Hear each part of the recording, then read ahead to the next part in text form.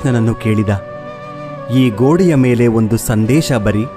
ಅದು ಹೇಗಿರಬೇಕೆಂದರೆ, ಖುಷಿಯಲ್ಲಿದ್ದಾಗ ಓದಿದರೆ ದುಃಖವಾಗಬೇಕು, ದುಃಖವಾಗಿದ್ದಾಗ ಓದಿದರೆ ಖುಷಿಯಾಗಬೇಕು. ಕೃಷ್ಣನು ಬರೆದ, ಈ ಸಮಯ ಕಳೆದು ಹೋಗುತ್ತದೆ. ಅಕ್ಕಿ ಅನ್ನಕ್ಕೆ ಕೇಳಿತು, ನೀನು ನಾನೇ ಆಗಿದ್ದೆ, ಆದರೆ ಅದು ಹೇಗೆ ಅನ್ನವಾದೆ ಎಂದು.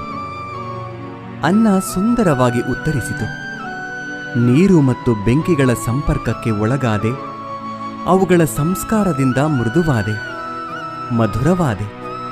ಅಕ್ಕಿ ಎನ್ನುವ ಭಾವ ಕಳೆದುಕೊಂಡೆ, ಅನ್ನ ಎನ್ನುವ ಅನುಭವ ಪಡೆದುಕೊಂಡೆ. ಅದೇ ರೀತಿ ಸಜ್ಜನರ ಸಂಗದಿಂದ ನಮ್ಮಲ್ಲಿರುವ ಅಜ್ಞಾನ, ದುರಿತ, ದುಮ್ಮಾನಗಳ ಭಾವ, ಕಾಠಿಣ್ಯತೆ ತೊಲಗಿ ಪುಣ್ಯ, ಜ್ಞಾನ, ಮೋಕ್ಷಗಳೆಂಬ ಮೃದುತ್ವದ ಅನುಭವ ದೊರೆಯುತ್ತದೆ.